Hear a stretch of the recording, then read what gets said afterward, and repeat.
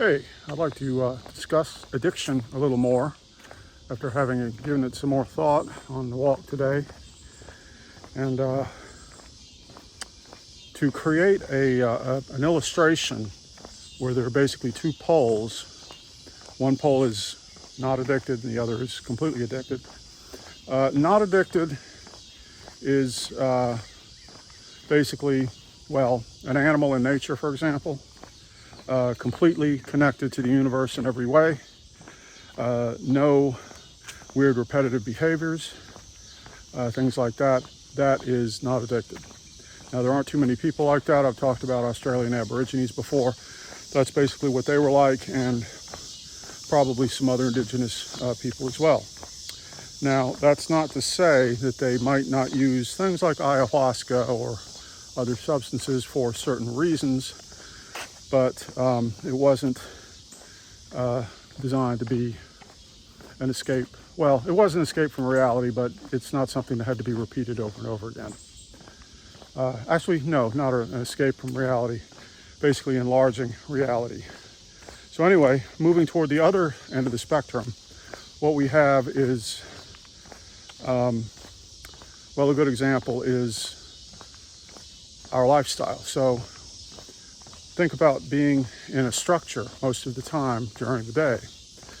Well, you're inside this artificial structure, and reality itself, you refer to it as the out of doors. So what basically happens is the entire universe, galaxies, everything else, stars, planets, it becomes the out of doors. So that should be a kind of an indicator right there that something's very wrong with the picture. Now, another thing about addictions is that what it does in removing you from reality by degrees. Now, for example, people talk about getting high, on whatever, but actually it's not. And I think I may have said this before, it's getting low. So there's a difference between, to use a screen as an analogy, we know what high res is and we know what low res is. So what happens with drugs and alcohol is they convert a complex reality into a low resolution reality, which you might think is easier to navigate, but not if you're a drunk driver, right? So low resolution reality is not a good model for anyone. Now, another thing, an example, to use, people learn, understand things in different ways. So to use a spectrum example is one way. To use another one would be like a sphere or a plate. How about a bowl? A plate, yeah, make it a plate. And basically the plate is reality. So when you begin to move into an addictive behavior, you move outside the plate. So now you're outside the plate, observing what's going on, but you're doing it from a distance. Things are simplified, as I said, low res. So the reality, let me put it this way. When you do this for a long period of time, and it could be, decades of drug use or sugar or tobacco or pot or binging on pop culture stuff or anything like that, the more you do it, the further away you move out. And the more accustomed you get to this artificial environment, comfort zone that's been created. Well, as I hinted at in the last talk about addiction, when you stop that, what happens? Do you automatically go whoop and you're attracted, pulled back into reality like a rubber band? No, because you've missed the experiences that connect you to reality, all the learning experiences. So this is what happens when kids start smoking pot young. It drops like a veil between them and other people. So if they're in a group of delinquents, then it may seem, we're all getting along fine. But no one is learning or growing from interactions because they're so limited. So that's the trouble with that. When you're trying to, when you're trying to return to reality, but you've been out here away from it for so long, you don't instantly just return. Basically, you wind up stranded out there as if you're on an island. And it's kind of a limbo or twilight zone. I don't know. Call it what you will. But it doesn't automatically pull you back to reality. And to tell the truth, because of extended periods of addiction, reclaiming reality, a place in it,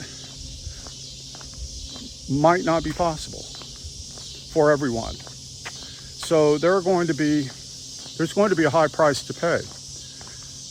And the reason why I think this is such an important topic right now is because we have so many health issues, mental health issues going on right now in the culture. So the culture itself is here to sell you anything that's addictive. And as I mentioned before, it can be pop culture, it can be food stuff, it can be, all sorts of things.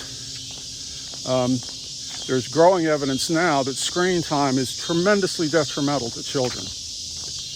And they're showing that it affects the brain. Well, why was the technology designed like a Las Vegas slot machine? Well, because they wanted it that way. So it's all designed that way. And, older people that have been living with addictions their whole lives, and I'd say it's probably about, depending on everyone basically is to some degree, right? They could be watching the dating game or something once a week or something like that. Now, to go off on a tangent here for a second, when it comes to storytelling or the dating game or movies or something like that, there was a time when mythology served a purpose, teaching moral lessons and things like that.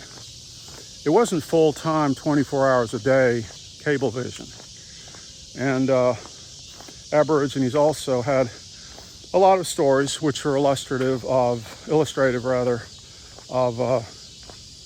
various things in reality. So there wasn't a sort of a fantastic element so much where it's not connected to reality, it's pure fantasy. So those, it's not to say that stories don't have, merit and value, but we've taken it and altered it and capitalized on it.